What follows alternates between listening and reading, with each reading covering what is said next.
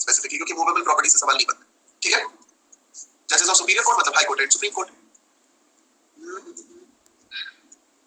Perfect है Ishan, sufficient amount of time है। Okay, तो चलो भाई लिख लीजिए रॉन्गफुल गेन रॉन्गफुल लॉस, उसमें लिख लीजिएगा।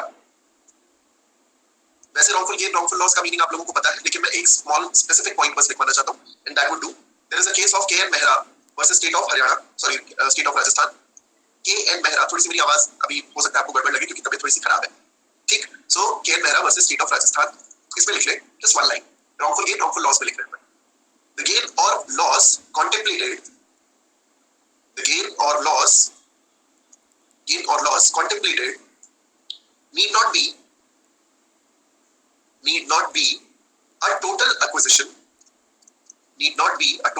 मतलब जिस गेन और लॉस के बारे में बात की गई है वो पूरी तरीके से 100% एक्विजिशन हो, ये जरूरी नहीं है। Need not be a total acquisition और a total deprivation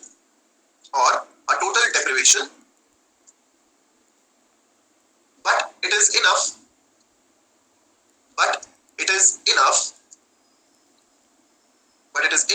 if it is temporary retention of property, if it is temporary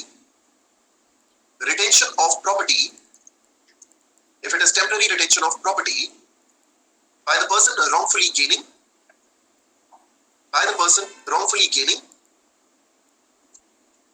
or a temporary keeping out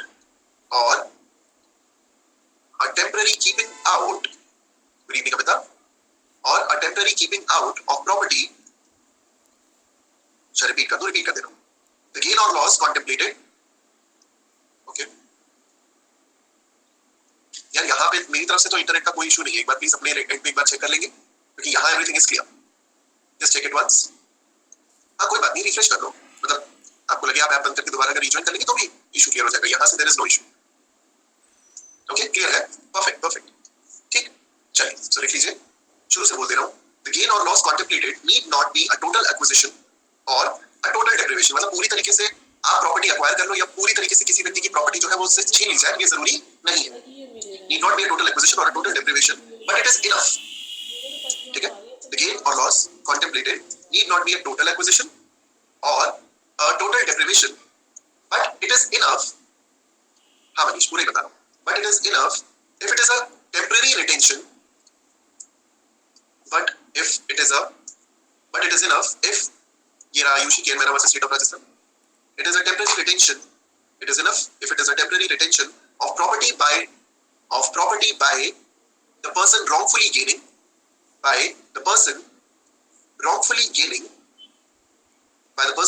gaining or a temporary keeping out, हाँ contemplated जैसा बताया गया, contemplated मतलब जैसा बताया गया, by the person wrongfully gaining or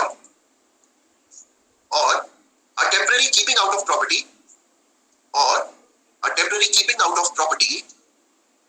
from the person legally entitled, to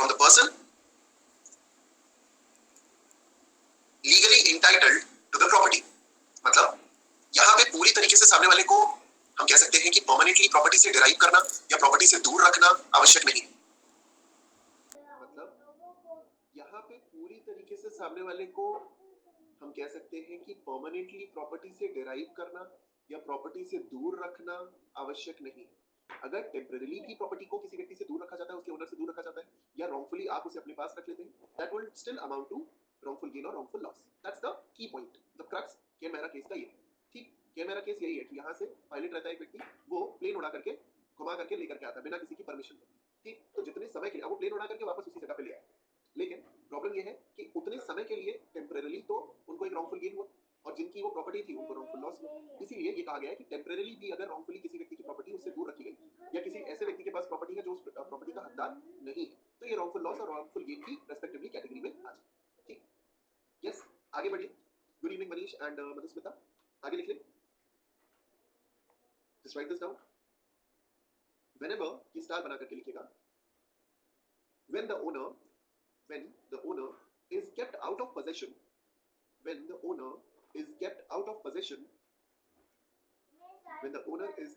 possession of his property, when the owner is kept out of possession of his property, with the object of depriving him, with the object of depriving him, keeping out of property का ये elaboration, with the object of depriving him of the benefit arising from the possession, of the benefit arising from the possession, even temporarily, the case will come under this definition. The case will come under this definition. ठीक है? The case will come under this definition. एक चीज हालांकि मैं पहले भी पूछ चुका हूं, लेकिन आपके रिवीजन पॉइंट ऑफ व्यू से फिर भी जरूरी है. मुझे ये बताइए, अगर सामने वाले एक चीज हालांकि मैं पहले भी पूछ चुका हूं, लेकिन आपके रिवीजन पॉइंट ऑफ व्यू से फिर भी जरूरी है. मुझे ये बताइए, अगर सामने वाले व्यक्ति को उसकी प्रॉपर्टी से डिप्राइव किया गया and that person has no knowledge, उसको इस बात का कोई ज्ञान ही नहीं है कि उसकी संपत्ति से उसको दूर रखा गया, क्या ये तब भी wrongful loss होगा उस व्यक्ति के लिए? Will it still amount to a wrongful loss for that person? That's the question. I'm really sorry, थोड़ी सी मेरी तबीयत खराब है, एनर्जी लो नहीं है, बस तबीयत खराब है.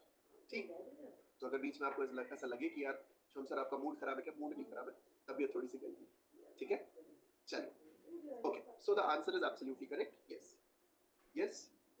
हिमांशु बोल रहा है अभी वाईटी सेशन में तो सही थे. नहीं यार, एक्चुअली मैं नॉट किडिंग, मैं इस पे चल रहा हूँ अभी. ये दिस इज व्हाट सुमो, इस पे चल रहा हूँ, तो ये है, can't help it. YT session में भी ठीक तो नहीं था, लेकिन यही चल रहा है अभी.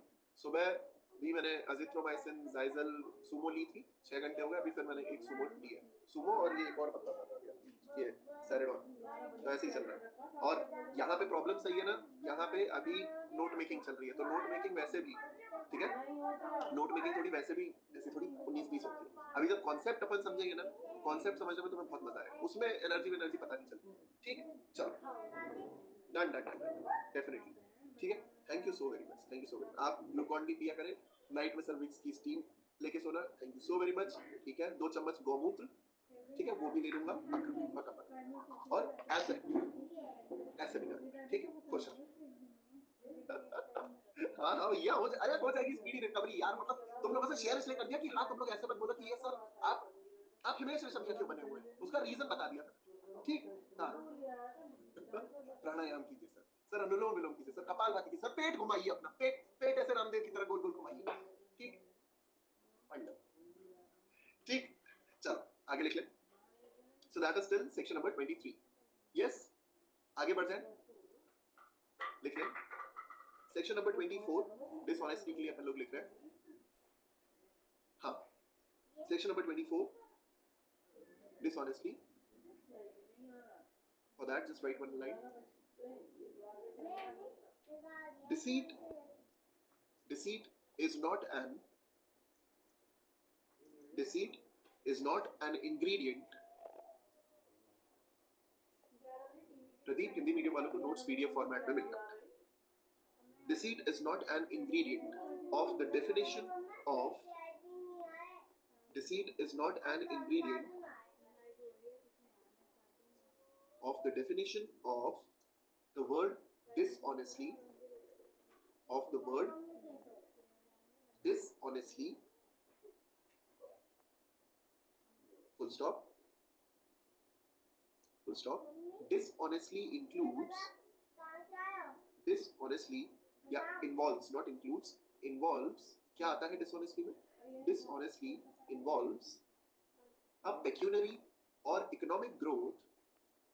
Dishonestly involves a pecuniary or economic gain, not growth. A pecuniary or economic gain. Pecuniary का मतलब होता है money related. ठीक है, ऐसा. Pecuniary or economic gain or loss. Pecuniary or economic gain or loss. Full stop. Unless, ये समझ लो, please कोई अंकिता की हेल्प कर दे.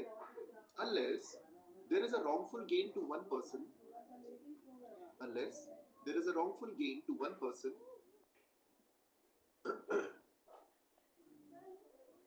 wrongful gain to one person and a wrongful loss to another, and a wrongful loss to another,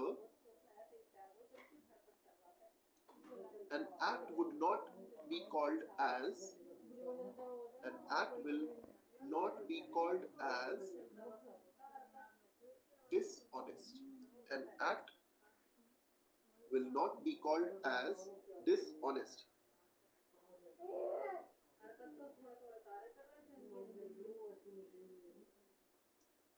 next line में लिखिए, the term dishonestly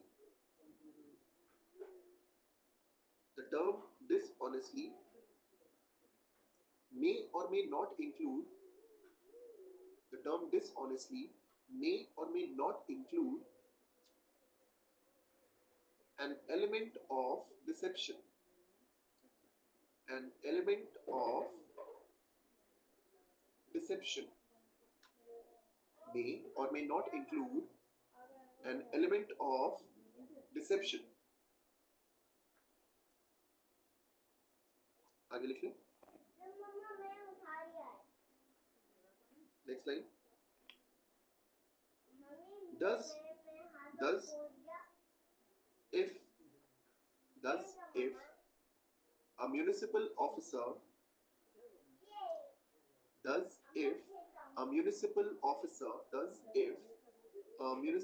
officer demolishes or removes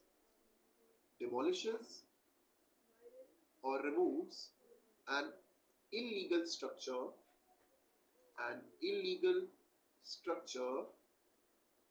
demolishes or removes an illegal structure lawfully while performing his duty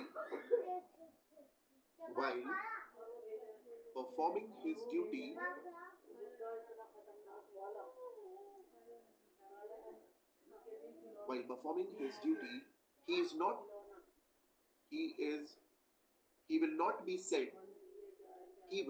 not be said to have acted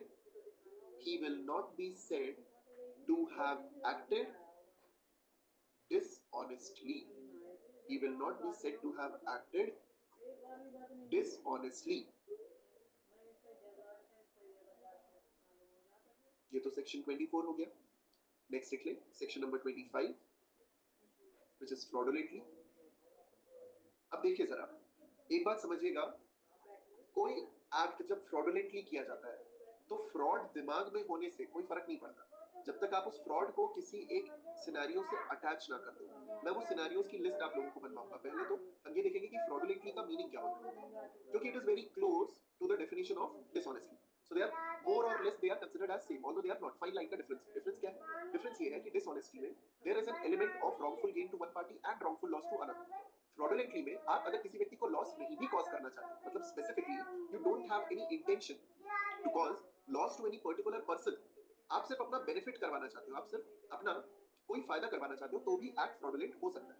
अच्छा, dishonestly जो act किया जाता है, ठीक है, dishonestly जो एक्ट किया जाता है वो जनरली, ठीक है, जनरली दबा छुपा नहीं होता, मतलब it is not hidden, secretly नहीं किया जाता, it's out in the open. ठीक, जैसे अगर कोई बच्चा, ध्यान से समझिए, कोई अगर एक बच्चा है जो कि खिलौने की दुकान के सामने खड़ा है, उसने देखा कि एक टॉय बस है, अब उसको बस अच्छी लगी, उसने देखा कि कोई देख तो नहीं रहा, उसने बस उठाई और लेकर के भागा, ठीक, या छुपा लिया, जो भी किया, बस उठा करके वो भागा. This act is known as a dishonest act. ये डिसऑनेस्ट एक्ट माना जाए. ठीक, this will be a dishonest act. On the other hand अगर वही बच्चा मान लो कि दुकानदार को कहे कि अरे अंकल, मैं इस गली में रहता हूँ और जो मेरे चचा है वो आपकी दुकान पे रेगुलरली आते हैं, आपने कभी कभी नोटिस किया होगा, मैं भी उनके पीछे पीछे चलता हूँ. तो दुकान वाले ने कहा कि हाँ बेटा, मैंने देखा तो है तुम्हें, वो जो अंकल जिनका तुम बता रहे हो, तुम उनके पीछे पीछे चलते हो, घूमते हो. ठीक, तो इन्होंने कहा कि ठीक है अंकल, वो मेरे चचा लगते हैं, आप मुझे ना टॉय दे, वो जो बस है टॉय बस, वो आप मुझे दे. अब इन्होंने टॉय बस दे दी. टॉय बस देने के बाद वो बंदा जो है वो वहां से रफू चक्कर हो गया, भाग गया, बस लेकर के भाग गया, छोड़ा बस लेके भाग गया. यहाँ पे एलिमेंट जो है वो फ्रॉड का है. ठीक है, this is an element of fraud, this is an element of cheating. समझ रहे हो, ये धोखा है, डिसेप्शन है, डिसीव किया गया है किसी व्यक्ति को. ठीक है, डिसऑनेस्टी हो भी सकती है, नहीं भी हो सकती है. अगर आपका इंटेंशन सिर्फ उसी एक व्यक्ति को नुकसान पहुंचाने का था तो आपने डिसऑनेस्टली एक्ट किया और उसमें डिसेप्शन का भी एलिमेंट था. लेकिन अगर अदरवाइज आपका इंटेंशन सिर्फ ये है कि आप एक स्पेसिफिक काम करना चाहते हैं, ठीक, किसी को रॉन्गफुल गेन, लॉस, ऐसा कुछ करने का कोई आपका इंटेंशन है नहीं, आपने वो सोचा ही नहीं, ठीक, तो that falls in the category of fraud. Fraud के साथ एक चीज हमेशा चलती है कि फ्रॉड हमेशा सीक्रेटली किया जाता है. फ्रॉड हमेशा सीक्रेटली किया जाता है, धोखे में रख के किया जाता है, डिसेप्शन के साथ किया जाता है. आपके डिसऑनेस्टी में सीक्रेट हो भी सकता है, नहीं भी हो सकता है. ठीक, So the difference is very clear. Whenever you are doing something with an intention to cheat somebody or commit fraud with that person, ठीक? अब आप एक बात बताओ, आप लोगों में से किसी ने कभी कोई ऐसा है जो किराए पे रहा हो या हॉस्टल में रहा हो, एनीवन जो कभी किराए पे या हॉस्टल में रहा हो? होते हैं लोग, जैसे हमारा ये वाला जो घर है, जो प्रेमाइस है पूरा हम लोग किराए पे। तो होता क्या है, आपके जो भी सेल्स पर्सन होते हैं, ठीक है, जो भी सेल्स पर्सन होते हैं, अगर आपने घर खरीदा है तो, या जो आपके प्रॉपर्टी ब्रोकर होते हैं, वो आपको जब प्रॉपर्टी दिखाने लाते हैं, मान लो कि ये आपकी प्रॉपर्टी है, ये घर की एक दीवार है, ठीक है, ये घर की एक दीवार है। अब उस दीवार में मान लीजिए छोटे छोटे कुछ क्रैक्स हैं, कुछ एक ये क्रैक है, ये क्रैक है, ये क्रैक है, और उस दीवार पे लगा रखा है उस ब्रोकर ने एक दिशा पाटनी का फोटो, उस पे लगा रखा है इस बंदे ने दिशा पाटनी का फोटो, ठीक है। अब आप तो कंफ्यूज हो गए कि अरे ये दिशा दीदी का पोस्टर यहाँ पे क्या कर रहा है, ठीक है, दीदी ही बोलना, समझ में आया, ठीक, ओके, यस, कि ये दिशा दीदी का पोस्टर यहाँ पे क्यों क्यों लगा हुआ है? आपने पूछा ब्रोकर से, तो ब्रोकर ने बताया कि इसके पहले जो यहाँ पे लोग रहते थे वो दिशा पाटनी दीदी के काफी बड़े फैन थे, ठीक है, इवन बिग ह्यूज फैंस, ठीक है, हाँ, बहुत बहुत एकदम फैन थे दिशा दीदी के। अब वो लोग चले गए तो उन्होंने यहाँ पे ऐसे ये पोस्टर जो है ये हटाया नहीं, उनके पास नया पोस्टर आ गया, उन्होंने मोबाइल फोन खरीद लिया, उसमें इंस्टाग्राम। अब you are like okay fair enough, ठीक है, पोस्टर लगा हुआ है, कोई हमें भी नुकसान तो है नहीं, ठीक है, दिशा दीदी दिल के करीब, ठीक है। आपने जब वो घर खरीदा या जब आप उस पे किराए पे रहने गए या जब आपने वो हॉस्टल का कमरा लिया, उसके बाद आपको पता चला कि वो पोस्टर इसलिए लगाया हुआ है क्योंकि उसके जस्ट पीछे क्रैक्स थे, ठीक है, उसके जस्ट पीछे क्रैक्स थे, समझ में आया? उसके जस्ट पीछे। अब देखो, Ankita are you from Bareilly? Yes I am from Bareilly. मैं भी। बीबीएल नहीं, आईपीएल। तुम लोग अलग अलग से गलचौर क्यों नहीं कर लेती हो बहनों? मैं इलाहाबाद, ये देखो इनको, जो शम्स तुम ओला वाले हो क्या? मैं इलाहाबाद क्या रिसीव करने जाएगा क्या? पूछा किसी ने? मैं इलाहाबाद। शम्स यार, मैं यहाँ समझा रहा हूँ, समझाते समझाते मैं ये जो कहां से आते थे शम्स, ठीक, अलग चल रहा है इनका, गलचौर ही अलग चल रही है। या क्या सीरियस कॉन्सेप्ट समझाया जा रहा है? या सर बरेली से बर्फी खाइएगा, ठीक, आप दिशा पाटनी पे, वाह वाह क्या बात है, मैं दिशा, सीरियसली सीरियसली, आज तक मुझे ये तो किसी ने नहीं कहा कि तुम गैलेक्सी अपार्टमेंट पे क्यों गए, आज तक मुझे किसी ने ये तो नहीं कहा कि तुम वो फुटपाथ पे क्यों गए।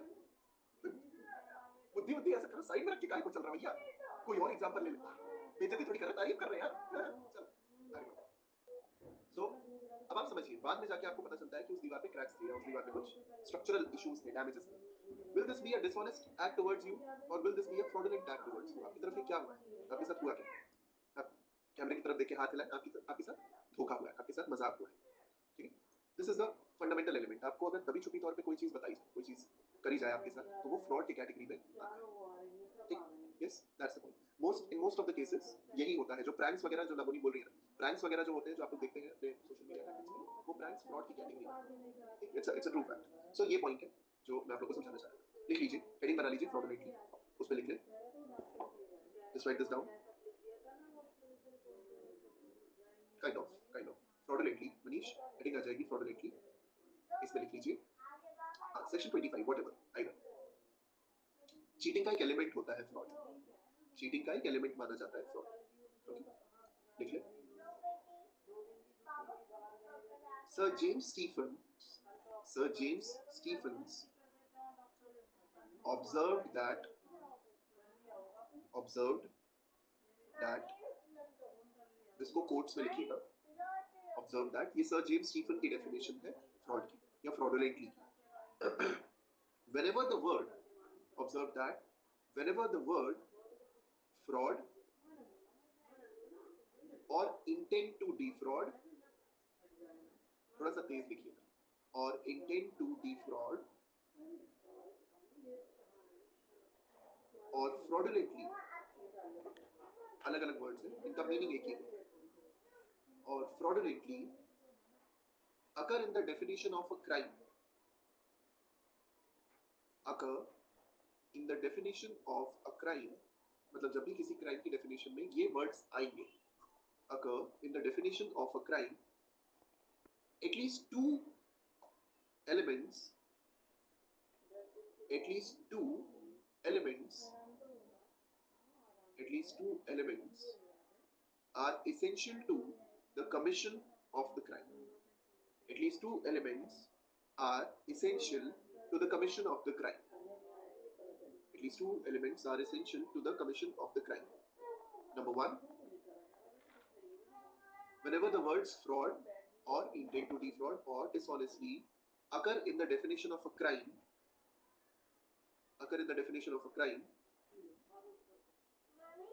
at least two essential elements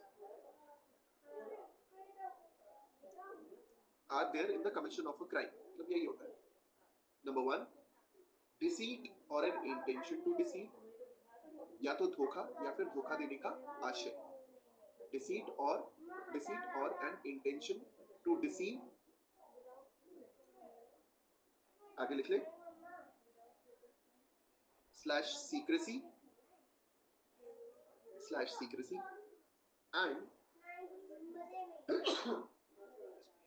and number 2, either actual injury,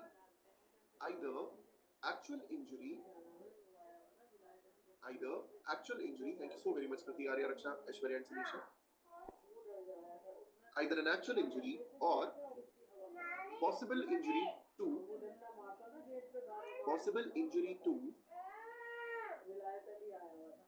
either an actual injury or possible injury to some person by means of such deceit.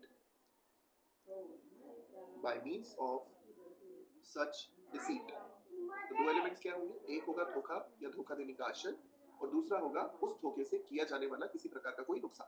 ठीक, आगे लिख लें. थोड़ा सा आप लोग तेज लिखिएगा क्योंकि मैं डिक्टेट तेज कर. Okay, thank you Mitali. Bless you ऐसे बोलते हैं कि छींक आती है ना तो आपका जो हृदय होता है वो कुछ नैनो सेकंड के लिए, माइक्रो सेकंड के लिए धड़कना बंद कर देती है. ठीक है, चल आगे लिख लें. To defraud or do something fraudulently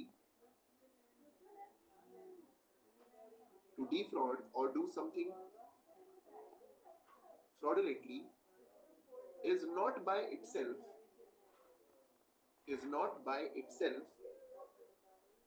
made an offense. आजकल मैं धीरे डिक्टेट इसलिए कर रहा हूँ क्योंकि बैच 3.0 के जो स्टूडेंट्स हैं ना उनको थोड़ा सा टाइम लगेगा पेस में आने में. 1 और 2 ऑलरेडी पेस पे है तो उनके केस में मैं तेज डिक्टेट कर सकता हूँ. ये लोग फ्लो में आ जाए तो मैं हफ्ते भर में पेस बढ़ा दूंगा. To defraud or to do something fraudulently is not by itself made an offense under the penal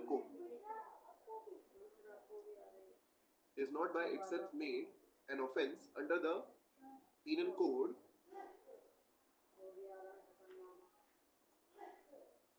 Comma, but various acts when done fraudulently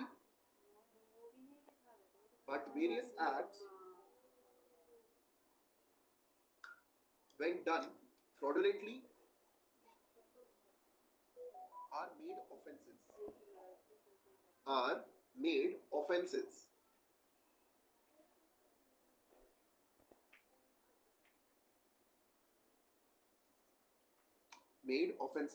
Number 1, following are made offenses. इनमें से कुछ ऐसे जो कि ऑफेंस है. Number 1, fraudulent removal or concealment of property. अब लिखते जाओ. fraudulent removal or concealment of property, bracket में लिख लीजिएगा. Section 206, 421, 424. fraudulent removal or concealment of property 206, 421, 424. Number 2, fraudulent claim to property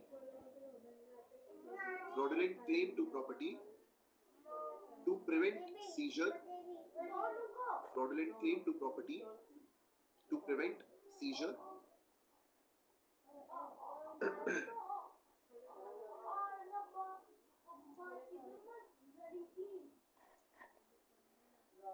bracket में लिख लें. सेक्शन 207.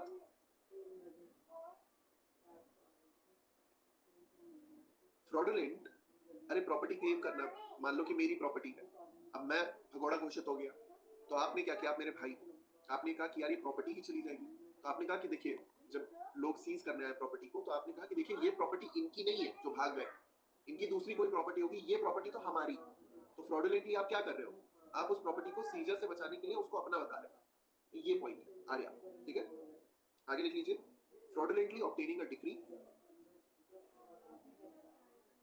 हाँ कुर्की से बचने के लिए, fraudulently obtaining a decree, fraudulently obtaining a decree, section 210, section 210, fraudulent act, fourth लिखिए, fraudulent act relating to stamps, fraudulent act relating to stamps, section 261, fraudulent act relating to stamps,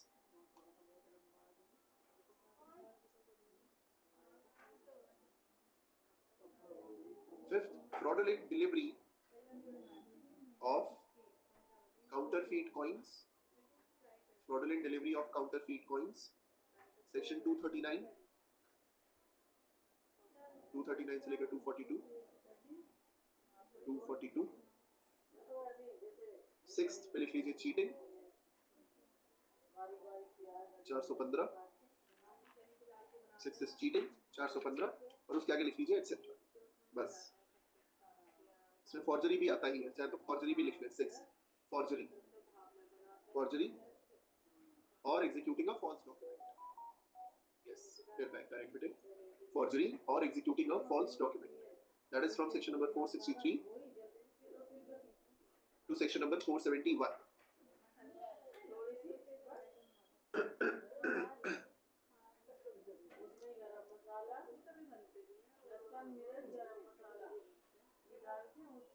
Third point is fraudulently obtaining a decree, प्रशस्ति, okay?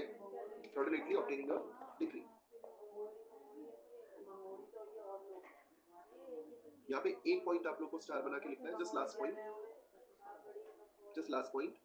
Intent to defraud is established. Intent to defraud is established. Intent to defraud is established only when the deception, only when the deception, intent to defraud is established only when the deception has as its aim, as its aim some advantage or the likelihood of some advantage, has its aim, has as its aim some advantage or likelihood of advantage to the person, to the person who causes the deceit, who causes the deceit.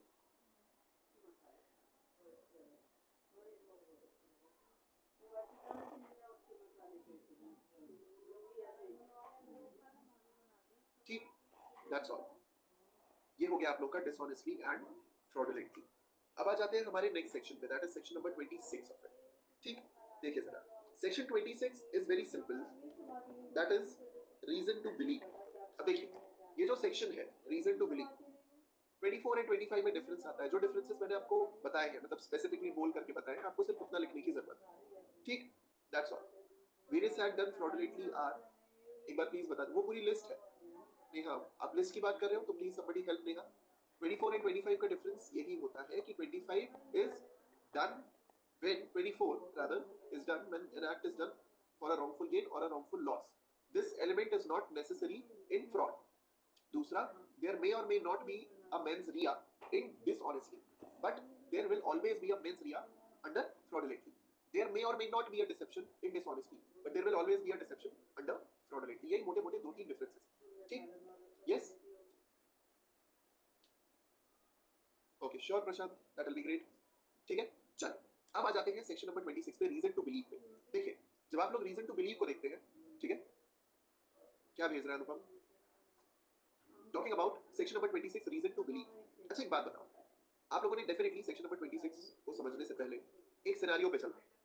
Scenario ये है कि एक व्यक्ति है जिसका नाम है राजू, ठीक है, राजू नाम का एक व्यक्ति है, वो जब चाय पीने जाता है, ठीक है, जब वो चाय पीने जाता है, डेफिनेटली आप लोगों ने ये देखा होगा इसमें, ये बंदा जब चाय पीने जाता है तो ये एक नोटों की एक गड्डी निकालता है अपने वॉलेट में से, वॉलेट खोलता है ऐसे, बढ़िया इसके पास वॉलेट, अच्छा वॉलेट इसने खोला और उसमें से इसने ऐसे करके नोटों की गड्डी निकाली, ठीक, फिर उसने वो गड्डी निकाल करके अच्छे से पहले उससे बेंच साफ की जिसपे से बैठना था, ठीक है, ऐसे उसने बेंच साफ की, फिर उसके बाद नोटों को उस पर फैलाया, ठीक है, यस, आपके नहीं आपके पास में हमारे पास, I deal in only credit cards, no no cash, seriously मैं सिर्फ क्रेडिट कार्ड्स में डील करता हूँ, कैश कैरी नहीं करता, ठीक है, सो जब ये बंदा पैसे लेने जाता है, ठीक है, यस, तो पैसे आई मीन चाय पीने जाता है तो पैसे ऐसे बेंच पे ऐसे छिड़क करके और फिर उसी पर बैठ जाता है, ठीक, आप लोग अगर ऐसे व्यक्ति को देखोगे, if you see such a person doing something like this, ठीक है, ये पूरा अगर आप टिटिम्मा कहते हैं यूपी में, अगर आप ये देखते हो, अगर ये सब होता हुआ आपको दिखे, क्या लगेगा आपको, what will you feel, what will be your opinion, क्या क्या दिमाग में आएगा, क्या अमीर है बंदा, है ना,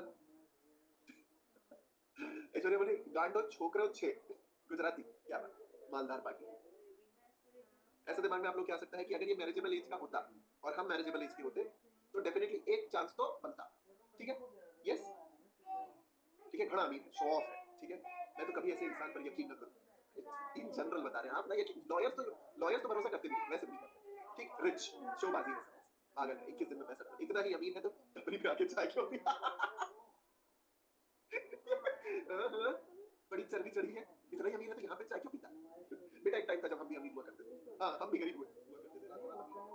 हमें दिक्कत नहीं सर, ऐसे 50 रुपए काट ओवर है, ठीक है, यस, अब देखो ध्यान से समझो, समझना है, नॉर्मल आदमी को पूरा भरोसा हो जाएगा कि ये आदमी क्या है, ये व्यक्ति जो है वो रिच है, this guy is filthy rich, भयंकर रिच है भाई, कौन ऐसा व्यक्ति होगा जैसे नोटों की गड्डी निकालेगा, फिर वो ऐसे नोट लेकर के पहले बेंच साफ करेगा, उस पर बिछाएगा, फिर उस पर बैठेगा, ठीक, so you'll have a reason to believe, you'll have a reason to believe, it is not a suspicion, ये मात्र सस्पेशन नहीं होता, रीजन टू बिलीव जो है वो मात्र एक सस्पेशन नहीं होता, अंदाजा नहीं होता, एक तरीके का हम एक कयास लगा रहे हैं ऐसा नहीं होता, it is more of a scenario where you trust something to be the way you think it is, जब आप सोचते हैं कि हाँ यार ये व्यक्ति जो है ये व्यक्ति ऐसा है, ठीक, अब एक बात बताओ, अगर इलॉन मस्क तुम लोगों से उधार मांगने आए, इलॉन चाचा जो है मान लो कि कभी आए तुम्हारी सरजमी पे कदम रखे और उनको बीड़ी पीना है, लेकिन उनका वॉलेट चोरी हो गया, तुमसे उधार मांगे कि भैया तभी हमका 10 रुपए दे दिया, 10 रुपए दे दिया भैया, बीड़ी पीने का बहुत तलब लग रहा है, बीड़ी एक बार पी ले तो का गाड़ी बंगला सब दे दे, आया तुम्हारे पास, ठीक है, कि भाई मेरे को बीड़ी पीनी है, इलॉन मस्क 10 रुपए दोगे कि नहीं दोगे, वो बोल रहा है कि 10 रुपए दे दो भैया, तुम्हें वापस कर दो, ठीक, तो 10 रुपए नहीं दे रहे हो तो ना, कैसे अनुपम ऐसा कैसे लोगे यार, लंग्स खराब हो जाएगा, तुम्हें क्या लग रहा है उसने लंग्स खराब होने वाला एक ही काम करा है क्या, चल भाग बोल देंगे, ठीक है, हाँ यार अमीरों का शौक होता है, आप लोगों को क्या पता, ठीक है, काजल बोल रही है मैं तो 20 रुपए दूंगी सर, ये 2 बंगला 2 गाड़ी, ठीक है, यस, हाँ बीड़ी देंगे सर, रुपया नहीं, वाह देवेश, वाह बेटा वाह, वाह ये हुई बात साहब, क्या बात है, इसे कहते हैं सिद्धांतों वाला आदमी, वाह, कि सर खाना खिला देंगे सर, ठीक नहीं देंगे, बीड़ी पिला देंगे सर, उसको उसको हुक्का फुकवा देंगे, लेकिन कैश नहीं देंगे सर, हो सकता है क्या, हो सकता है व्यक्ति उसमें से सब्जी खरीद ले, है ना, हम उसको वो बीड़ी के लिए पैसे मांग रहा है तो हम उसको सर कैश नहीं देंगे, अगर नशा करेगा तो, वाह रे देवेश वाह, तेरे सिद्धांत है ना बेटा, मजा आ गया, दिल गदगद हो गया मेरा, वाह, सर बीड़ी पिला देंगे कैश नहीं देंगे, टिपिकल इंडियन जो होता है ना, एकदम टिपिकल इंडियन, सर मैं उसको सारे नशे करवा दूंगा लेकिन कैश नहीं दूंगा, हो सकता है नशा करेगा, नहीं तो बहुत सही बेटा, बहुत सही, बहुत तेजस्वी लोग हैं, कुछ नहीं थी तो कुछ नहीं, तो समझना, वो व्यक्ति आ रहा है बीड़ी का पैसा मांग रहा है, बीड़ी के पैसे दे दोगे उसको, मतलब you will have a reason to believe, आपका क्या रीजन टू बिलीव होगा, पैसा वापस करेगा वो, what do you think, will you trust him with the fact that he will return you 10 rupees or 20 rupees, सब लोग नो लिख रहे हैं, अबे यस होता है गरीबों, भिखारियों, सपने में तो सही सपना देखो, दे दोगे यार कि हाँ भैया बीड़ी के रुपए 10 रुपए मांग रहा है, दे देगा वापस कर देगा 10 रुपए, रीजन टू बिलीव है, ठीक, यस, यही पॉइंट है, बस इतना ही पॉइंट है, रीजन टू बिलीव का मतलब है when you are not just when you are not just suspecting something to happen, in all probability you know that this is going to happen, ठीक है, जैसे कि आप लोगों ने एक एक बहुत ही फेमस डायलॉग है हमारे एसीपी प्रद्युमन का, इसका मतलब समझ रहे हो दया, इसका मतलब समझे Daya, have you heard this dialogue, इसका मतलब समझे दया, सीन क्या है, ये घर है, ये घर पे ये पंखा है, ठीक है, वो पंखे पे रस्सी में एक बंदा टंगा हुआ है ऐसा, ठीक, ये रस्सी है यहाँ तक आई,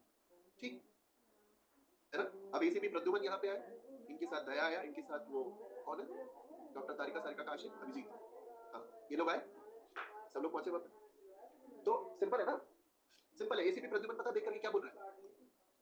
एसीपी प्रद्युमन लाश टंगी हुई है, उसकी तरफ देख के बोल रहा है, इसका मतलब समझे ना? इसका मतलब ये है कि खूनी ने इसकी लाश को पंखे से टांगा है। क्या करना चाह रहे हैं अंदर? इसका मतलब समझे? ये व्यक्ति मरा हुआ है, नहीं समझे थे? आप समझ गए हो? ये व्यक्ति मर चुका है दया, तुम्हें नहीं पता? भाई रीजन टू बिलीव है। Reason to believe basically means a scenario wherein you are not suspecting something, wherein you are very sure you have all the facts to believe that something like this has happened. ये है reason to believe का मतलब। Reason to believe मतलब एक ऐसा scenario, एक ऐसे circumstance जिन पे भरोसा करके आप एक सेटल्ड कंक्लूजन पे पहुंचे, that is reason to believe. अब एक बार सेक्शन को रीड करते हैं। बहुत ज्यादा इस सेक्शन में लिखने के लिए, पढ़ने के लिए कुछ है नहीं, बट इसको एक बार देखते हैं। यस, विश्वास का कारण। So person is said to have a reason to believe a thing if he has sufficient cause, ठीक है, if he has sufficient cause to believe that thing but not otherwise. ठीक भाई, सीधी सी बात है। आपने कोई एक व्यक्ति, पुलिस ऑफिसर किसी कमरे में घुसा, उसने कमरे में खून देखा, ठीक है, ब्लड शेड हुआ है, ऐसा उसे देख करके समझ में आ रहा है। अगर ब्लड शेड हुआ है तो दो ही इसके रीजन टू बिलीव निकल के आते हैं। There is a reason to believe that either a person is very lethally, very badly injured और a person has been killed over here, या सबसे बेसिक रीजन टू बिलीव है this is the crime scene, ये crime scene है, crime यहां पे, that's what it is, it's a reason to believe. ठीक, इसमें ज्यादा आपको नोट मेकिंग नहीं करनी है, सिर्फ एक लाइन लिख लीजिए, just one line to write. It means that a person, section 26 के लिए सिर्फ एक line, it means that a person must have reason to believe, it means that a person must have reason to believe, if the circumstances are such, if the sufficient reason, if the circumstances are such that a reasonable man would, if the circumstances are such that a reasonable man would, that a reasonable man would by probable reasoning, that a reasonable man would by probable reasoning,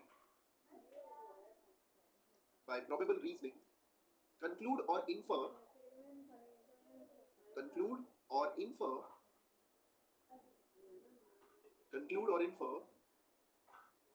regarding the nature of thing concerned, conclude or infer regarding the nature of thing concerned। ठीक, that's what reason to believe is। कि अगर कोई भी साधारण व्यक्ति यह देखेगा तो वो किस कंक्लूजन पे पहुंचेगा, यही रीजन टू बिलीव सभी लोगों पे इक्वली एप्लीकेबल होता है। अब आप लोग सोचेंगे कि सर रीजन टू बिलीव की जरूरत कहां पड़ती है इंडियन पीनल कोड को स्टडी करते हुए। इंडियन पीनल कोड में कुछ जगहों पे आप ये देखेंगे जहां पे रीजन टू बिलीव शब्द आया है, ठीक है। रीजन टू बिलीव का मतलब होता है, हाँ, बहुत बहुत जगह पे, ठीक है।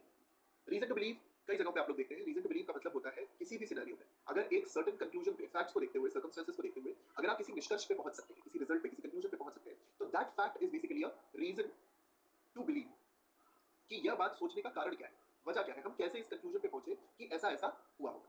ठीक, ये होता है रीजन टू बिलीव का मतलब। रीजन टू बिलीव जाहिर सी चीज है भाई। अगर आप देखें, मान लीजिए, मैं एक बहुत सिंपल से एग्जांपल से समझाऊं। मान लीजिए घर में दो लोग हैं, ठीक है, आप और आपका छोटा भाई या छोटी बहन, ठीक है। अब आप दोनों ही लोगों के साथ एक मिडनाइट क्रेविंग चलती है, या मिडनाइट क्रेविंग बोल लो, लेट नाइट क्रेविंग बोल लो, ये होता है लोगों के साथ। मिडनाइट या late night craving, I am sure आप लोगों के साथ होता होगा, मुझे बताइए, does this happen with you? बताना सर। मिड नाइट या लेट नाइट क्रेविंग का मतलब होता है जो आपको रात में 11 साढ़े 11 बजे के आसपास खाना खाने के बाद ऐसा होता है ना कि यार घर में मैगी है क्या, थोड़ा सा मैगी हो जाती है, या थोड़ा सा अगर मुरमुरे वगैरह लाई वगैरह बन जाए, ठीक है, आधी रात 1 बजे मैगी होता होगा। यस, रोज होता ही है। ठीक, कि मम्मी ऐसे जागी, उन्होंने देखा कि लाइट जल रही है, आके देखती है कि बच्चा क्या कर रहा है, बच्चा टमाटर काट रहा है। बच्चा बहुत बारीकी से ऐसे ऐसे टमाटर काट रहा है। मम्मी ने पूछा कि बेटा क्या पागल हो, रात के 2 बजे टमाटर कौन काटता है? तो फिर उन्होंने आपको दिखाया, मतलब आपने मम्मी को दिखाया कि मम्मी देखो वहाँ पे चना जोर गरम रखा है, वहाँ पे मुरमुरे रखे, वहाँ पे रतलामी सेब का पैकेट रखा हुआ है, और मैं ये बस तैयारियां कर रहा हूँ ताकि इन सब चीजों को मिक्स करके मैं उसे ऐसे ऐसे करके मिलाऊं और ये जो आप करते हैं। अब सिंपल सी चीज है, मान लो कि आपके घर में दो लोग, आप और आपका छोटा भाई है, छोटी बहन। घर पे एक मैगी का पैकेट बचा था, ओनली वन। माँ बाप घर पे नहीं। आप सुबह उठते हैं, ठीक, आप सुबह उठते हैं और आप पाते हैं कि वो एक मैगी का पैकेट घर पे नहीं, वो खत्म हो चुका है। What will be the reason to believe?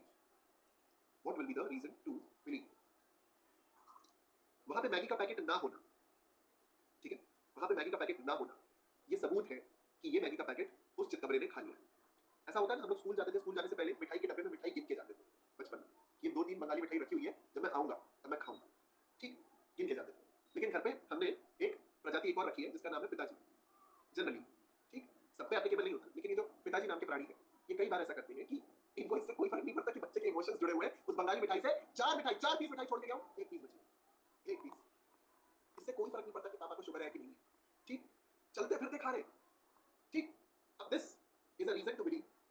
आपका वापस स्कूल से दौड़ते हुए पकते हुए आना कि आज मैं 4 बंगाली मिठाई खाने वाला हूं, और डब्बा खोल के मायूस होना कि एक पीस मिठाई बची है, 4 पीस छोड़ के आना, एक पीस बची है। This is a reason to believe कि घर में कोई विभीषण है मामा, ढिंडोरा पिटवा दो, आज मैं रोएगा। This is a reason to believe.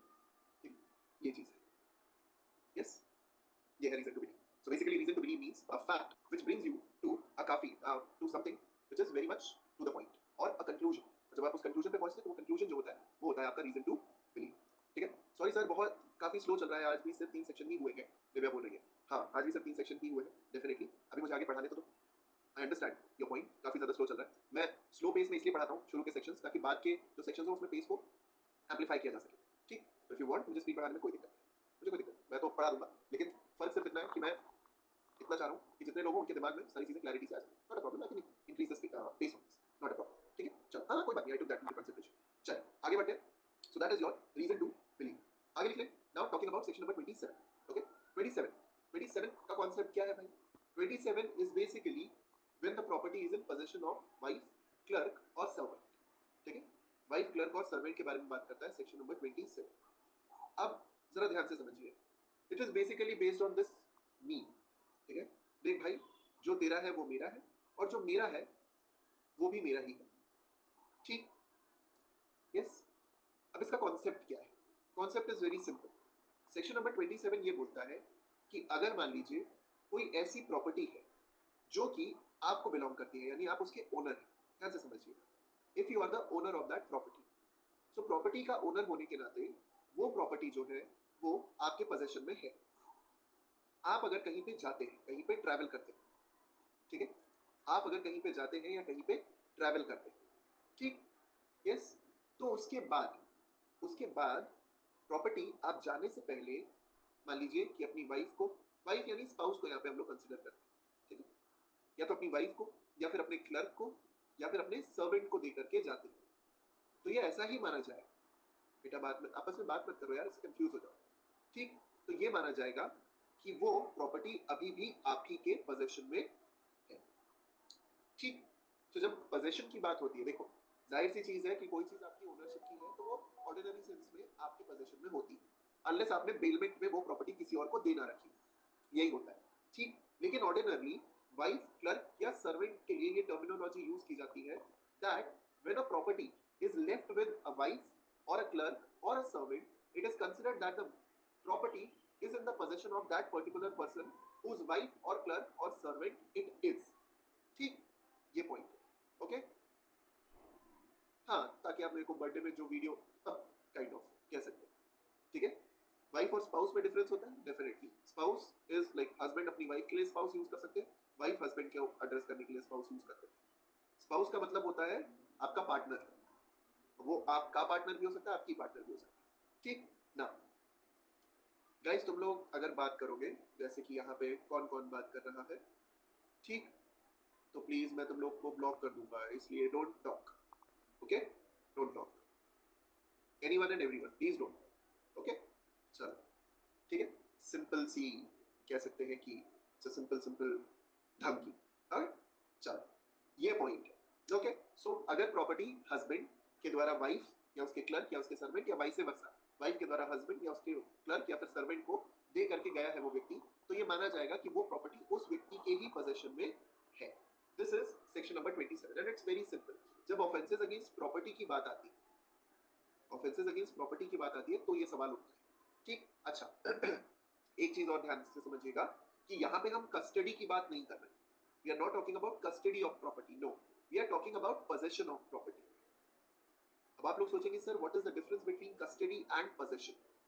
तो देखो समझो, कस्टडी और पोजेशन में फर्क ये होता है कि जब किसी व्यक्ति को प्रॉपर्टी दी जाए और उसको ये बोला जाए कि इसे संभाल के रखो, संभाल के रखो, that is custody.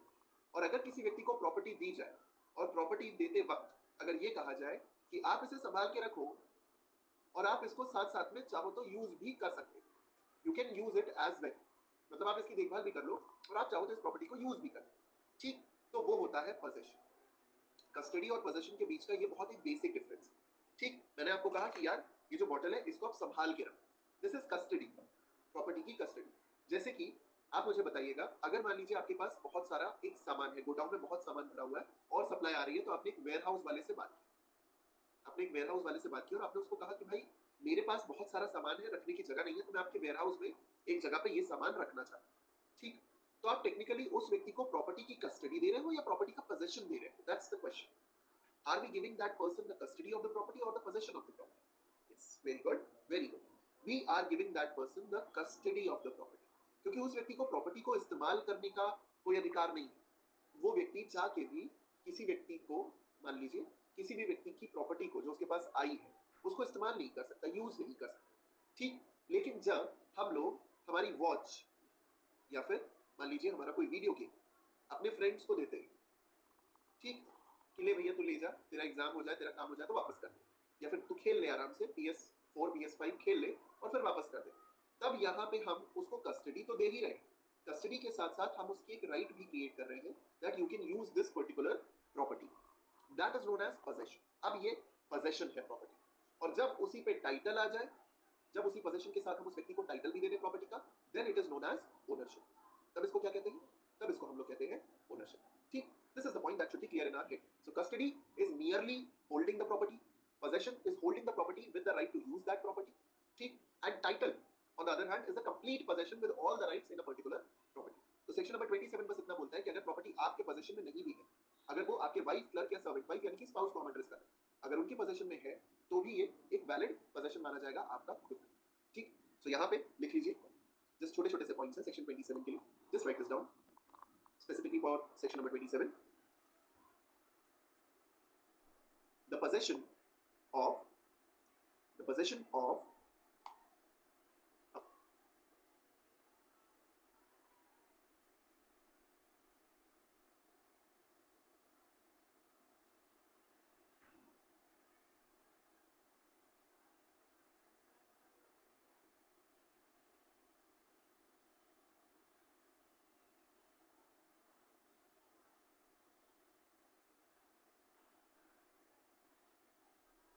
a person's wife, as per section चल रहा है हम लोग, person's wife, comma clerk और servant servant is deemed to be is deemed to be in that person's possession, is deemed to be in that person's possession, is deemed to be that person's possession, full stop। The possession must be conscious, the possession must be conscious, conscious nature का possession होना चाहिए, मतलब कि आपकी जानकारी में होना चाहिए, ऐसा नहीं हो सकता कि आपके पास पोजेशन है और आपको इस बारे में पता ही ना हो। The possession must be conscious and intelligent possession, and intelligent possession, intelligent possession का मतलब कि कॉन्शियस पोजेशन ही होता है कि आप जानते हो और आप लोगों को रोक सकते हो, intelligent possession, and not merely the physical presence, and not merely the physical presence, not merely the physical presence of a person near an object, of a person near an object, not merely a physical presence of a person near an object, ठीक। Just a simple section, direct section है, yes। अगर बिना पूछे एक दूसरे का सामान use कर रहे हैं वो थेफ्ट नहीं होगा, लेकिन अगर बिना पूछे उस सामान को ट्रांसफर कर दे रहे हैं तो वो जरूर थेफ्ट होगा। इसका इलस्ट्रेशन आप लोगों से प्रीलिम्स में पूछा भी जाता है, ठीक है, जिसमें ए वेकेशंस पे कहीं गया होता है, उसकी जो वाइफ वाइफ रहती है बी, उसका एक पैरामोर रहता है, ठीक है, जार कहते हैं, अफेयर कह लो, सी के साथ। तो सी एक वॉच देखता है जो कि ए की होती है, वॉच बिलोंग्स टू ए, ठीक, यस। तो अगर बिना बी की कंसेंट, बिना मान लीजिए ए की कंसेंट के अगर बी ने उस प्रॉपर्टी को, उस वॉच को सी को दिया, this will fall in the category of theft. वो भी तब जब सी को पता है कि B is the wife and वो प्रॉपर्टी ए को बिलोंग नहीं करती। That's the point that should be clear in your head, मतलब ये आपके दिमाग में क्लियर होना चाहिए क्या, कि अगर ए की प्रॉपर्टी है, ए वहां नहीं है, बी ने उस प्रॉपर्टी को अपने लव अफेयर को दे दिया है, ठीक, तो ऐसी स्थिति में अगर सी बिल ऑफ अफेयर है, वो जानता है कि इस प्रॉपर्टी को ट्रांसफर करने का अधिकार बी के पास नहीं है, ए के पास है, तो फिर सी ने यहाँ पे थेफ्ट कमिट किया एंड अबेटमेंट ऑफ थेफ्ट के लिए बी भी लायबल हो जाएगी। ठीक, दैट्स योर सेक्शन नंबर 28। ठीक है, सॉरी सेक्शन नंबर 27। अब इसके बाद आ जाते हैं टुवर्ड्स सेक्शन नंबर 28। अब देखिए सेक्शन नंबर 28 क्या बोलता है। Section number 28 basically talks about counter fitting. ठीक है, it's an important concept counter fitting. Counter fitting का मतलब होता है जिसे हम लोग कहते हैं डुप्लीकेट करना।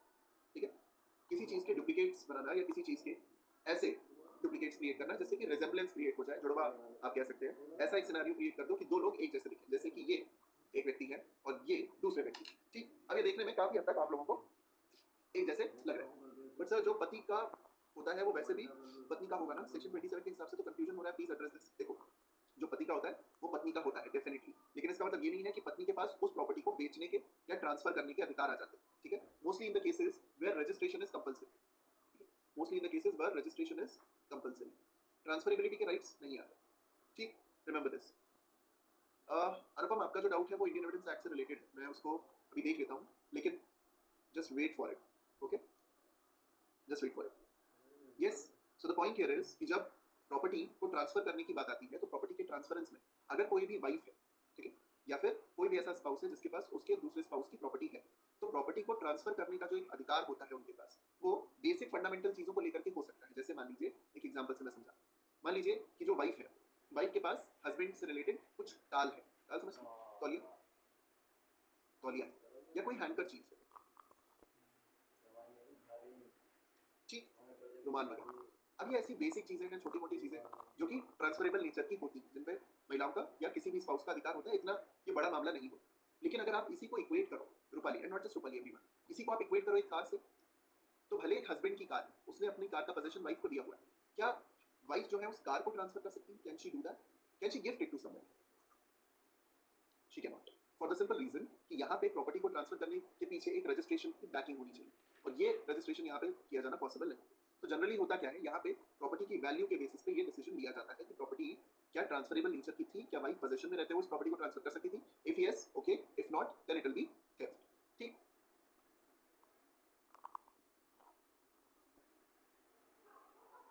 तो अगर आपके सिर्फ पोजीशन के लिए वो प्रॉपर्टी आपके पास है, आप उसे कभी भी ट्रांसफर नहीं कर सकते, भले से husband and wife they are considered to be one units. ठीक, चलिए आगे चलते हैं। So section number 28 counterfeiting के बारे में बात करता है। सो जैसा आप लोगों ने देखा, ये दोनों एक जैसे लगते हैं, रिजेम्बलेंस है। ठीक, ये दोनों एक जैसे लगते हैं, रिजेम्बलेंस है। उसके अलावा प्यूमा और उपमा, इसमें रिजेम्बलेंस होता है। ठीक है, रीबॉक नहीं तो रीबूक ही सही, एडिडास एंड अबिबास। ठीक, यस, एक मेरे पास एक चॉकलेट थी, चॉकलेट नहीं कैंडी थी, एल्पेनलीबे। फिर मेरे पास एक और चॉकलेट आई जो सब कुछ सेम था, बस उसमें लिखा हुआ था, I still had that picture, I have to search it, but ये मेरे साथ हो चुका है। मैंने 10 रुपए की 10 अपने लिए खरीदी है। यस, नॉट किडिंग, मौका मिलेगा तो मैं फोटो भी दिखाऊं, नॉट किडिंग। एल्पेनलीबे अपने लिए, यस, बहुत सारा होता है, फेयर एंड लवली होता है, फेयर एंड बबली होता है, many things are like that, Nike, पाइकी, डाइकी, ये सब चलता रहता है। प्यूमा और उपमा मेरा फेवरेट है। This is Puma and this is upma, best. हाँ, पल्स की जगह प्लस, ये पल्स बहुत चली थी जब नई नई आई थी ना, हरी कलर की, पल्स बहुत चली थी, उसकी जगह प्लस आ गई, लोगों ने ध्यान ही नहीं दिया, लोग खा भी रहे। ठीक है, ये होता है, it's a fact. So counter fitting का यही मतलब होता है। काउंटर फीटिंग का सिंपल सीधा सा ही मतलब होता है कि आप किसी चीज को इस प्रकार क्रिएट करो जिससे कि एक रिजेम्बलेंस क्रिएट हो एक चीज का दूसरे के प्रति। ठीक, सो ये गेम आप लोगों ने, आई एम वेरी श्योर, बचपन में देखा होगा, सुना होगा, बिजनेस गेम होता था। बिजनेस गेम में नकली नोट्स मिलती थी, फेक नोट्स, फेक नोट्स होती थी, लोग उसी को लेकर के घूम रहे हैं, बच्चे उसी में खुश हो रहे हैं। ठीक है, हाँ, ट्रेडमार्क का भी वॉल्यूशन होता है, डेफिनेटली होता है। ठीक है, मोनोपोली होता है, कई लोग बिजनेस खेलते हैं, कई लोग मोनोपोली खेलते हैं, डिपेंड करता है कि आप नॉर्दर्न दिल्ली में रहते हैं कि सदर्न दिल्ली में रहते हैं, इट डिपेंड्स। ठीक, सो ये जो गेम्स होते हैं इसमें नकली नोटें होती हैं, वो नकली नोटें जो है वो बहुत ही ज्यादा क्लोज रिजेम्बलेंस रखती है। रिजेम्बलेंस रखने का मतलब आप दोनों में फर्क, मतलब ऐसे एक नजर में तो फर्क आप नहीं पहचान पाओगे। ठीक, ये है। अब ध्यान से समझिएगा, ये जो पूरा रूल है, हाँ, नए वाले में डॉलर होंगे, अब उनको भी समझ में आ गया ना कि रुपए से हो नहीं पा रहा है, तो इसलिए डॉलर बना करके देते हैं, फैक्ट। ठीक, अब समझिएगा, सर मेरे पड़ोसी 50 पैसे को फेविस्टिक पे चिपका के 5 रुपए बनाकर चलते थे, बड़ी किराने की दुकान में। होता है, आई सीन दिस। ठीक है, आई सीन दिस, ये होता है कि 5 रुपए को चिपका, मतलब एक का सिक्का उसको चिपका के 5 कर दिया, ये होता है, इट्स अ फैक्ट। मतलब इसमें ऐसे हंसने की जरूरत नहीं है, but it's a fact. So that's counter fitting. Counter feet मतलब कोई एक रिजेंबलिंग चीज बनाना जिससे लोग कंफ्यूज हो जाए। ठीक, वो बैंक नोट्स के लिए हो सकता है, चेक के लिए हो सकता है। अच्छा, रिजेम्बलेंस नीड नॉट बी, ठीक है, resemblance need not B strictly, ठीक है, द सेम। मतलब ऐसा नहीं है कि आपके पास जो आप नकली चीज लेकर के आए हो वो एग्जैक्टली सेम होनी चाहिए, एग्जैक्ट होना जरूरी नहीं है। जैसे यहाँ पे देखो, यहाँ पे जो मेजर डिफरेंस है वो दांतों का है, ठीक है, मेजर जो डिफरेंस है वो दांतों का है, बालों का है, ठीक, but still you know this, और कपड़ों का भी कह सकते हैं, ठीक। तो यहाँ पे ये चीज तो आपको देख करके समझ में आ रही है कि दोनों सेम है, ठीक, दोनों काफी हद तक सेम है। अब एक्सेंट का भी फर्क है। मंगलसूत्र, गुरुदेव कैसे मेरी तबीयत ज्यादा देर तक खराब रहने दोगे तुम लोग यार? सर मंगलसूत्र भी दिख रहा है सर, ये देखिए, ये डायमंड का मंगलसूत्र, इससे ताबीज पहनी है सर, ताबीज। क्या करते हो भाई, क्या करते हो? हाँ मतलब स्पॉट का डिफरेंस वाला थोड़ी चल रहा है सर, सिंदूर का भी डिफरेंस है, इसने कान में भी कुछ कुछ पहना हुआ है सर। ठीक है, ये खुश लग रही है, ये पागल लग रही है, क्यों? ठीक है, यस, कुमारी तब तो सामान, रुक जाओ, कुमारी कुसुम सामान, यस, लिपस्टिक का भी बन, बस फोटो ही चेंज करनी पड़ेगी, ठीक। दैट्स एक्चुअली काउंटरफीटिंग, एक चीज का रिजेम्बलेंस दूसरी चीज से हो। चलिए एक बार स्टडी करते हैं section number 28। Yes, now let's have a look at it. A person is said to counterfeit who causes one thing to resemble another, who causes मतलब वो ऐसा बनाता है एक चीज को जिससे वो दूसरे जैसी दिखे। A person is said to counterfeit who causes one thing to resemble another thing, intending by means of that resemblance to practice deception, ठीक है, to practice deception, आ सकता है प्रज्ञा, बिल्कुल आ सकता है, ठीक, practice deception और knowing it to be likely that deception will be practiced। So दो चीजों में काउंटरफीटिंग की लायबिलिटी क्रिएट होती है, एक आप उससे डिसेप्शन करना चाहते हो, और दूसरा आप जानते हो कि उससे डिसेप्शन होगा। दोनों ही तरीकों में, दोनों ही कंडीशंस में you will be held liable for counterfeit, ठीक। मान लीजिए कि अगर आप एक नोट बना रहे हैं, करेंसी नोट बना रहे हैं, वो आपने इसलिए बनाया है ताकि वो करेंसी नोट आप अपने बच्चों को दे सके, वो खेल सके, ठीक है, आप बच्चों को दे सके और वो खेल सके। आप ये जानते हुए आप अपने बच्चों के साथ धोखा नहीं करना चाहते, आप बस उन्हें नकली नोट बना के दे रहे हैं ताकि वो खेले। तो डिसेप्शन कॉज करने का तो आपका कोई इंटेंशन नहीं है, किंतु, ठीक है, किंतु अगर आपका ये इंटेंशन है कि आप ये जानते हुए कि वो बच्चे जो हैं आपके, वो इस पर्टिकुलर प्रॉपर्टी से, ठीक है, इस पर्टिकुलर प्रॉपर्टी से डिसेप्शन कर सकते हैं, अल्टीमेटली डिसेप्शन प्रैक्टिस हो सकता है, तो फिर ये काउंटरफीटिंग की कैटेगरी में आएगा, भले से आपका कोई इंटेंशन नहीं था डिसेप्शन करने। इसको एक एग्जांपल से और समझिए। मान लीजिए कि आपने किसी व्यक्ति को, ठीक, 500 रुपए का नकली नोट दिया, ठीक है, 500 रुपए का नकली नोट दिया, ये कहते हुए कि आप जानते हो कि ये 500 रुपए की नकली नोट है। आपको बताने के लिए कि नकली नोट को कैसे आइडेंटिफाई किया जाता है, मैं ये 500 रुपए की नोट आपको दे रहा हूँ। अब सामने वाले व्यक्ति ने वो 500 रुपए की नोट ली, 500 रुपए की नोट, आप मुझे बताएं, अगर आप किसी व्यक्ति को नकली नोट देते हैं, 500 रुपए की नकली नोट देते हैं, ये कहते हुए कि ये 500 रुपए की नोट मैं आपको दे रहा हूँ, आप ताकि समझ पाओ कि डिफरेंस क्या है दोनों, do you think that particular person can use that 500 rupee note? क्या लगता है?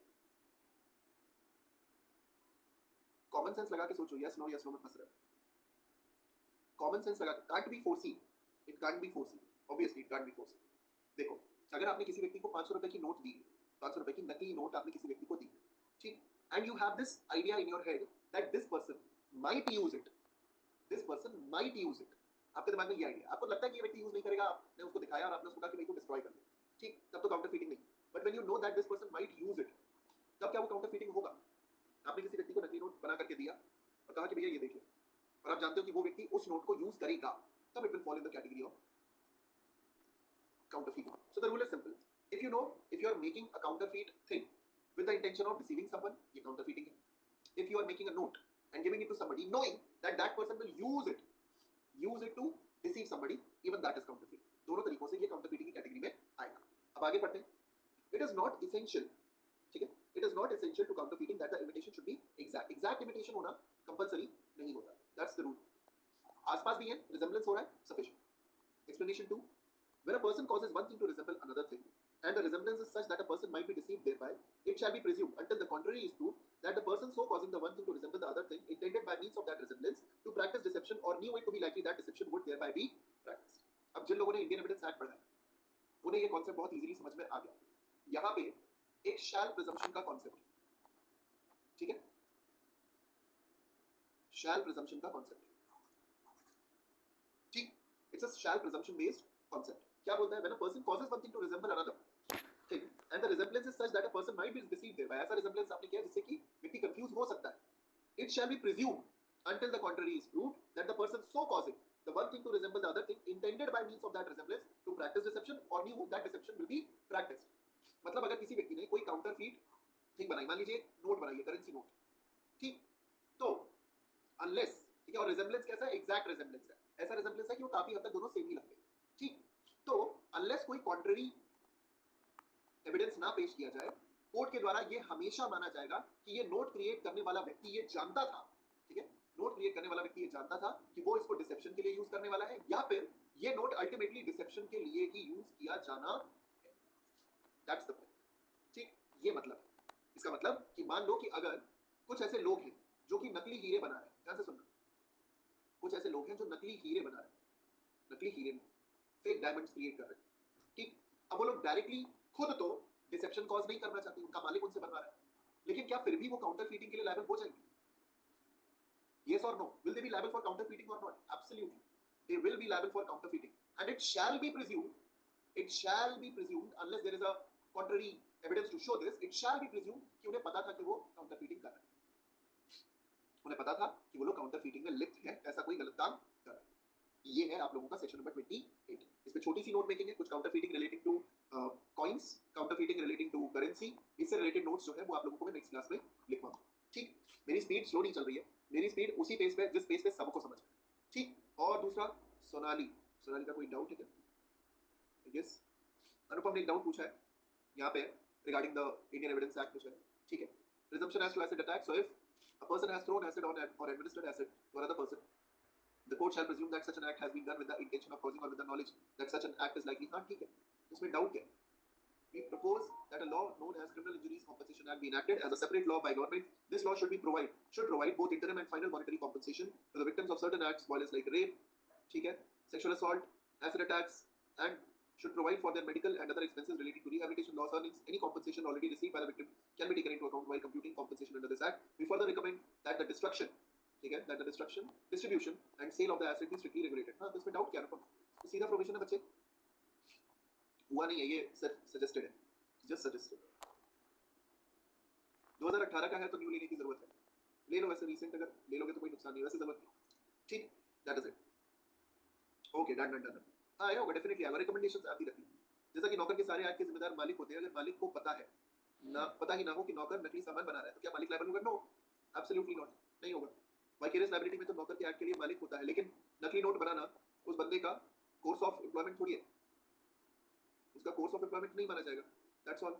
हमेशा ये देखा जाता है कि क्या मालिक को ये बात पता है, ठीक है, हमेशा ये देखा जाएगा whether the employer knows this fact, या उसको भनक भी थी, कोई आइडिया भी था, और he had a reason to believe. अगर इनमें से कुछ नहीं है, he won't be get liable. Okay,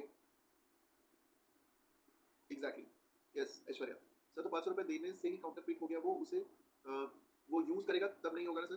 देखो 500 रुपए अगर आपने दे दिए किसी को, कोई व्यक्ति जानता है, काउंटरफीटिंग का मतलब जो होता है वो काउंटरफीटिंग होता है टू कॉज, यानी कि बनाना। काउंटरफीट मतलब कोई चीज गलत, नकली बनाना, क्रिएट करना, ठीक। वैसे अगर वो व्यक्ति काउंटरफीटेड नोट को चलाएगा तो वो फ्रॉड कर रहा है, चीटिंग कर रहा है, that's what he is doing. अगर आपके पास नकली नोट आई, आप उसको चला रहे हो, ये काउंटरफीटिंग नहीं है। आपने नकली नोट खुद बनाई और आप उसको चला रहे हो, ये काउंटरफीटिंग और चीटिंग, ये हुई, ठीक है। हाँ, अगर पता है तो फिर जॉइंट लायबिलिटी बनेगी, एब्सोल्युटली। ना ना ना, no liability, no liability Aishwarya, ठीक। 28 की दूसरी लाइन कौन सी Devesh? With second line of 22 और 28?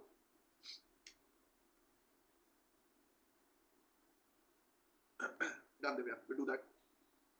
28 की दूसरी लाइन कौन सी? हाँ जरूरत है उसकी। इंटेंडिंग बाय मींस, अच्छा आ गया, intended by means of that resemblance to practice deception और न्यूइंग इट, ठीक है, और knew it to be likely that deception would thereby be practice. इसका मतलब ये होता है कि अगर कोई व्यक्ति है जिसने कि ऐसा कोई भी, ठीक है, कोई भी ऐसा काउंटरफीटेड आर्टिकल क्रिएट किया है, ठीक है, कोई भी ऐसा काउंटरफीटेड आर्टिकल क्रिएट किया है, तो उस आर्टिकल के साथ ये शैल प्रिजम्पशन जुड़ जाएगा कि या तो आपको उस पर्टिकुलर आर्टिकल को धोखा देने के लिए इस्तेमाल करना था, इसलिए आपने उसे क्रिएट किया है, या फिर आपको ये पता था कि ये आर्टिकल जो है ये नकली चीज के लिए या धोखा देने के लिए अल्टीमेटली यूज किया जाएगा। अरे वैसे ही होता है ना, जैसे आप नकली सिक्के बना के खुद यूज कर लो तो भी काउंटरफीट है। आप नकली सिक्के बना करके किसी दूसरे को दे दो, ये जानते हुए कि ये नकली सिक्कों को घर में तो रखेगा नहीं, ये इसको कहीं ना कहीं यूज ही करेगा, तो भी वो काउंटरफीट है। ये पॉइंट है Devesh, done Rupani, done done, exactly, mens यहाँ आ जाता है, ठीक। How to make index note simultaneously, index notes as an, चलो देख लेंगे, चलो we'll look into it Bhumika, next class में इसको देख लेते हैं। Now my dear students, just quickly let me know in the chat box, आज की क्लास में जो भी पढ़ा क्या वो समझ में आया, फटाफट से बता दो please. Definitely Devesh, I look into it बेटे। YouTube पे नेक्स्ट सेशन कल ही है यार, बस तबीयत थोड़ी ठीक रहे, उसमें खड़े होकर पढ़ाना होता है और दिक्कत होती है। हाँ सुनैना बता दो बेटे। Good evening, good evening. आज की क्लास में जो भी पढ़ा वो समझ में आया प्लीज बता दो। शमका क्लियर हुआ, सब समझ में आया? बहुत बढ़िया। टेलीग्राम लिंक बेटा, टेलीग्राम लिंक नहीं है, @team_TSU इस पे मैसेज कर दो, you will be added to the group. लोगों को, स्टूडेंट्स को ऐड करने का प्रोसेस शुरू हो चुका है, ठीक है? चलो बहुत बढ़िया, बहुत बढ़िया, सही रूपा। चलो यार, let's wrap up today's lecture. आज के हम समाप्त करते हैं। Ta ta, bye bye, take care, good evening, मेरा चाओ एंड गॉड जय हिंद, ठीक है?